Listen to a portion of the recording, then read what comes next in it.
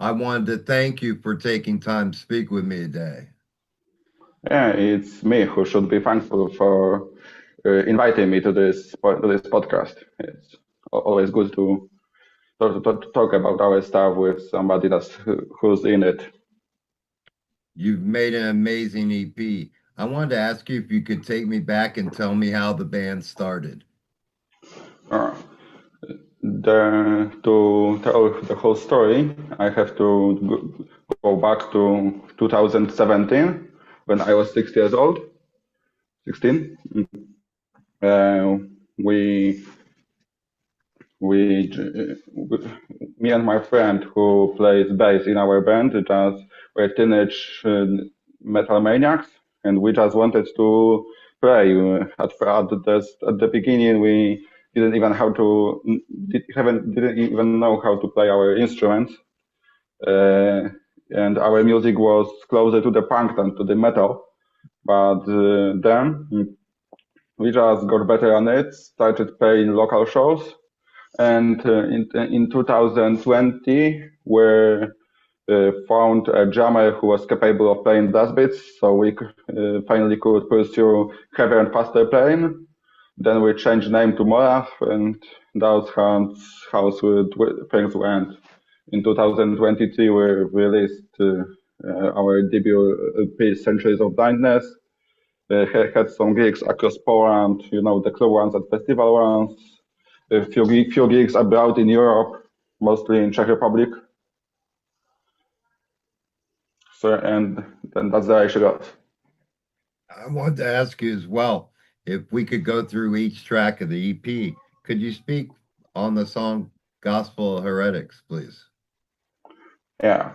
Gospel of Heretics is, to be honest, the oldest song in terms of the time it was composed, because the song was composed before Centuries of Blindness were released. In the time between the recording and the release of Centuries of Blindness, our previous album, I composed this song. The lyrics were written by our vocalist sometime later, but the song was composed at the earliest peak. It was kind of first song that I think that we found our sound, because Mm. Centuries of Blindness, I can say that it's this good album and I'm kind of proud of it, but it was kind of inconsistent.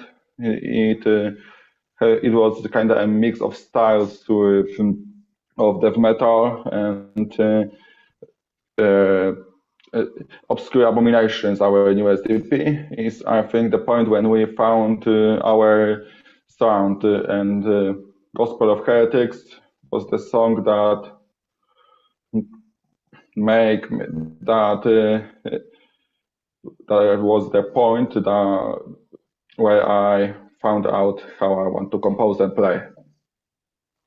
And I really enjoy the track because I feel it defines the band and its sound. It sets you up for everything that's going to come ahead.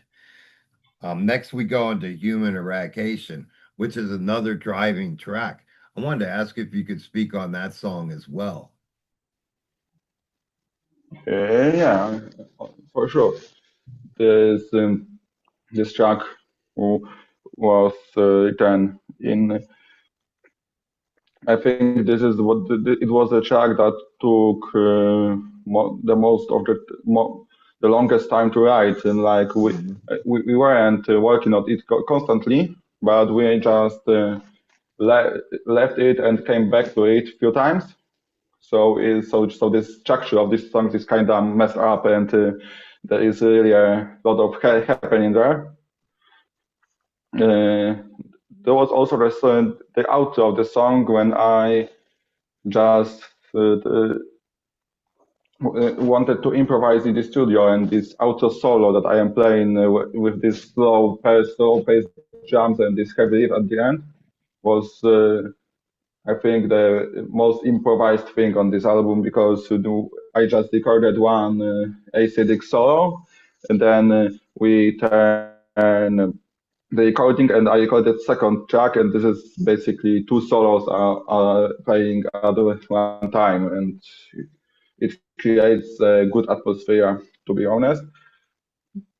This is also, I think, if we are speaking about the faster parts of this.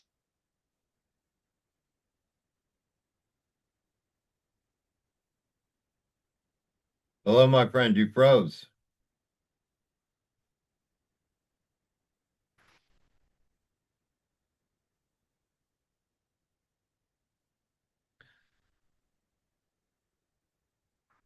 Hello, my friend.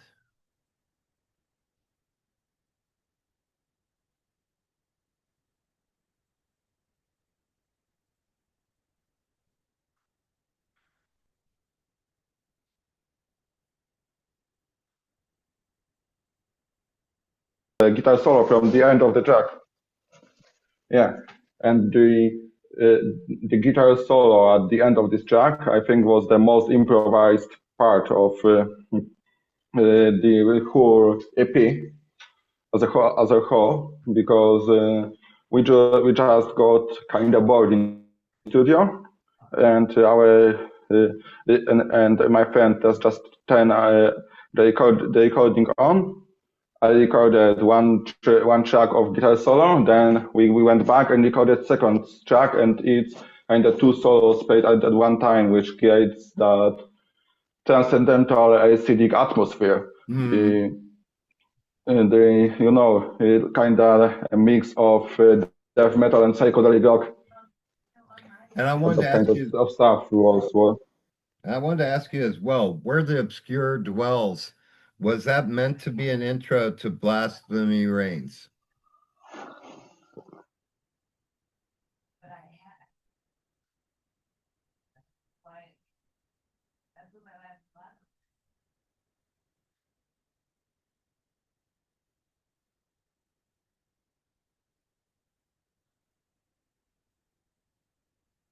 Hello, my friend.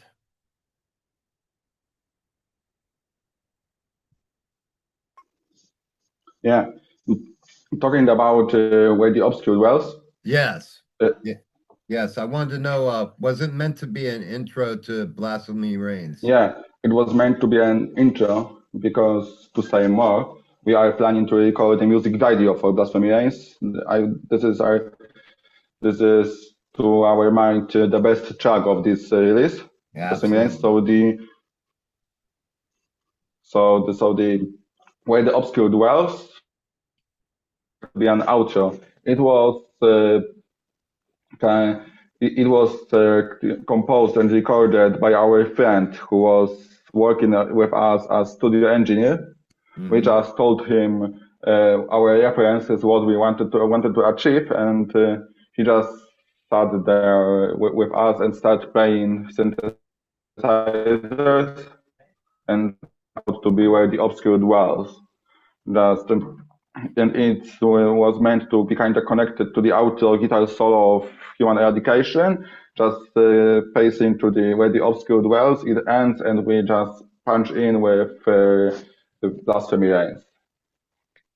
And Blasphemy Reigns is my favorite track on the album. I wanted to ask if you could speak on it as well. You are not the only one. I think that this is also our favorite tracks. I think that every member of Morrath who I asked, he said that Blasphemy Reigns is their best track. Also, it was composed mainly by me, and I consider it as my greatest achievement in composing music. It was. This is also the only track that I'm not the only. This is just a track that I'm not only wrote most of the music, but also wrote the lyrics. It was meant to be at one time aggressive, kind of even close to war metal stuff, but still with this melodic touch and acidic transcendental feeling I was talking about. Yeah, the just the we haven't went for pure heaviness. We just wanted to make this rapidly aggressive Hmm. with these blast beat parts and these grooves for first verses. this is we also put some more effort into recording solos just to make it as good as possible. I wanted to ask you as well. You created this amazing EP. I wanted to ask you if you could speak on the album artwork and the artist that was involved.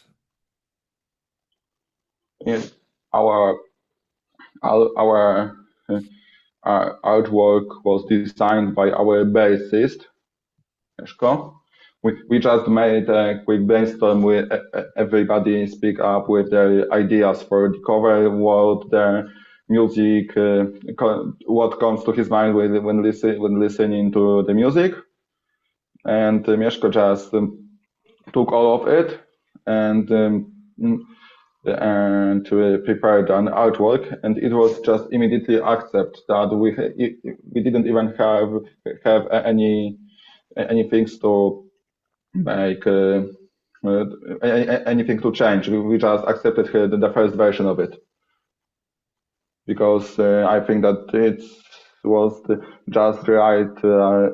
It corresponded with music on this EP just the way we wanted it to correspond. It just like the music creates this atmosphere by sound. The artwork creates the same atmosphere as the image. And I wanted to ask you as well, what's the next step for you? What can fans look for next? Now we are planning to focus more on playing shows because we have almost a half of a year of break of playing because we had some lineup changes. Hmm. So it was so it wasn't it wasn't that we wanted to have a break. It just things went bad and we have had to make the break. But now I think we will be touring extensively uh, to Poland and the rest of Central Europe. And also, we are planning to record our second full album, not EP, not Wow, full album, by the end of the year. great. And And speaking of album, if and we are, I wanted just to, oh, go ahead. if we get lucky, we are planning to release our second full album at the first half of 2027.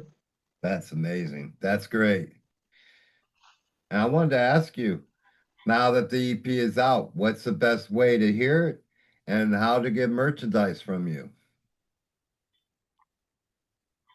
I think the best way to hear it is CD because I found out wedding because the mastering of the sound always sounds different in streaming, in just wave, and in CD. And this master is, I think, is sounds the best on CD. So the CD is the best way to hear it. Anybody from all over the world can buy it to our Bandcamp, just morrath.bandcamp.com. But if you are from Europe, you can also just write direct to our social media and talk about the pending stuff. But we are also planning to release some T-shirts, hoodies, and patches, and I Oh, hope that's they will be also available via Bandcamp. And lastly, I wanted to ask you, my friend, if you could give a message to your fans, what message would you give them? I think just support the local scene. Don't go only to the big shows. The small club shows is when the real metal happens. Uh, look up for bands because there's plenty of awesome bands. Like Absolutely. you just have to dig deeper. There is even in Polish ground we have bands like Frightful, Toughness, Reposorium. They are just great fucking death metal bands, but they are underground. You have to look for Yeah. them and find out. Also, in United States there is a band Perdition Temple. It's kind of bigger, but this is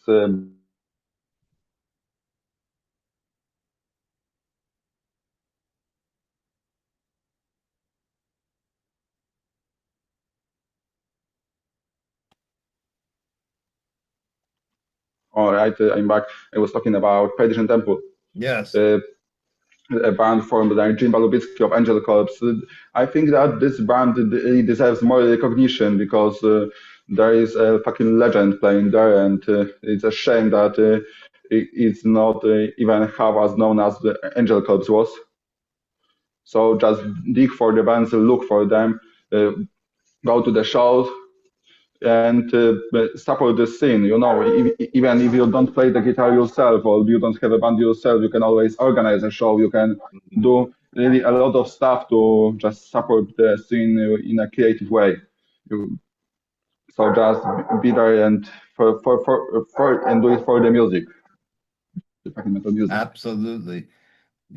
That's the reason why I do what I do is because I want to bring out the best of what's out there. And a lot of people don't take the time to search, so I try to take the search out of the way. I wanted to thank you for taking time not only to speak with me, but for creating an amazing EP, my friend. You should be very proud. Yeah, I'm proud of it, and all the pleasure is on at my side. You take, Always, always happy to talk with anyone about our music. Always open to it. well, you take care, my friend, and enjoy the rest of your day. Thanks, and the same to you. Horns up, my friend. Cheers.